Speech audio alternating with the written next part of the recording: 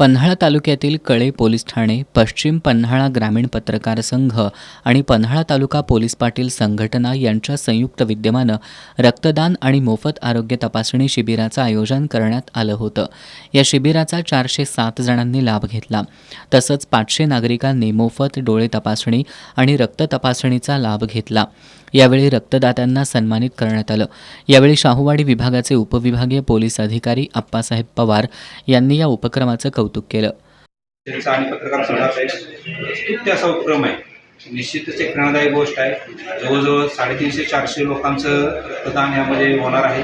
सध्या जवळजवळ 200 लोकांचं रक्तदान झालेलं आहे आणि जवळजवळ 1000 लोकांचे मोफत आरोग्य तपासणी होणार आहे. हा निश्चितच चांगला उपक्रम आहे. उपक्रमासाठी मी शाहूवाडी उपविभागीय पोलीस अधिकारी आप्पासाहेब पवार यांना खूप शुभेच्छा देतो आणि असेच कार्यक्रम भविष्यात आयोजित करून लोकांच्यात एक चांगला संदेश पोलीस आणि जनता एक सौहार्दाचा संबंध निर्माण होईल अशी मला आशा आहे. धन्यवाद. या सामाजिक उपक्रमाला 7 वर्ष पूर्ण झाली असून आत्तापर्यंत एकूण 2417 रक्त बॅग संकलित करण्यात आल्यात.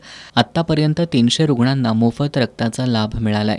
यावेळी साहित्य अकादमी प्राप्त लेखक कृष्णात खोत, सहाय्यक पोलीस निरीक्षक दीपक कदम, पोलीस पाटील संघटनेचे नितीन घोरपडे, गोपनीय विभागाचे अंमलदार अंकुश शेलार, कळेगावचे सरपंच सुभाष पाटील, युवराज बेलेकर, संजय पाटील, सरदार काळे, रवी पाटील, सचिन सुतार, NT कांबळे, लक्ष्मी ब्लड बँकेचे सर्वेसर्वा सचिन पाटील यांच्यासह पन्हाळा पत्रकार संघाचे सदस्य, कळे पोलीस ठाण्याचे आणि पोलीस पाटील संघटनेचे पदाधिकारी उपस्थित होते.